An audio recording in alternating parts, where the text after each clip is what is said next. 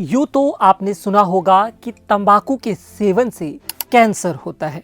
ये बात सच है, लेकिन क्या आपको ये पता है कि तंबाकू के सेवन से सिर्फ कैंसर ही नहीं होता, इसके कारण ऐसी रेयर डिजीज भी हो सकती हैं जिसके कारण आपके हाथ पैर तक काटने पड़ सकते हैं।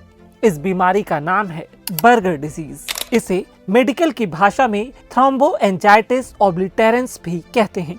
नेशनल लाइब्रेरी ऑफ मेडिसिन में पब्लिश एक रिपोर्ट के मुताबिक पूरी दुनिया में हर 1 लाख में 12 से 20 लोगों को यह बीमारी होती है। हालांकि भारत में अमेरिका और यूरोप के मुकाबले इसके ज्यादा केस सामने आते हैं।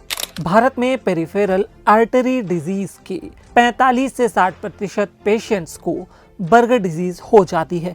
पीएडी यानी ऐसी बीमारी जिसमें आर्टरीज के सिकुड़ने से हाथ और पैर में ब्लड फ्लो कम हो जाता है।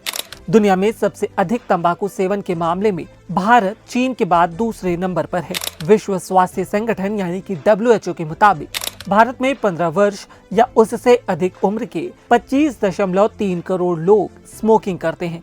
इसलिए बर्गर डिजीज का जोखिम भी भारत के लोगों को अन्य देशों के मुकाबले ज्यादा है।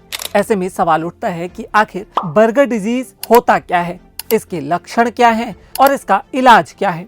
आज इस वीडियो में विस्तार से इसी पर बात होगी। क्या है बर्गर डिजीज? यह एक रेयर बीमारी है जो ज्यादातर स्मोकिंग करने वाले लोगों को होती है। इसमें पैरों, हाथों और उंगलियों के ब्लड वेसल्स में सूजन हो जाती है। इससे ब्लड फ्लो कम हो जाता है और इसके कारण ब्लड वेसल्स में क्लॉटिंग भी हो सकती है। हाथों और पैरों में पर्याप्त ब्लड नहीं पहुंचने से इन्फेक्शन का जोखिम भी बढ़ जाता है। इसके कारण टिश्यूज डैमेज होने लगते हैं, जिसे गैंग्रीन कहते हैं। इसके लक्षण क्या हैं? बर्गर डिजीज की शुरुआत में हाथों और पैरों में तेज दर्द होता है। खास तौर पर जब आप आराम करते हैं या सोने जाते हैं तो यह दर्द बढ़ जाता है। इसके लक्षण धीरे धीरे डेवलप होते हैं। बर्गर डिजीज का इलाज क्या है? आपको बता दें कि बर्गर डिजीज का अभी तक कोई स्थायी इलाज नहीं है।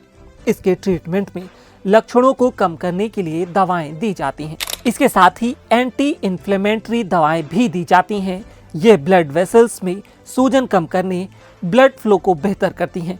इसके साथ ही एंटी इन्फ्लेमेटरी दवाएं दी जाती हैं। ये ब्लड वेसल्स में सूजन कम करके ब्लड फ्लो बेहतर करती हैं। इसके अलावा एनाल्जेसिक यानी कि दर्द निवारक दवाएं भी दी जाती हैं। ये दर्द कम करके घाव भरने में मदद करती हैं और इसके साथ ही एंटीबायोटिक्स भी दी जाती हैं। ये घाव में संक्रमण को रोकती और कम करती हैं। इस वीडियो में इतना ही। देश और दुनिया की बाकी तमाम खबरों के लिए देखते रहिए, पढ़ते रहिए liluram.com। शुक्रिया।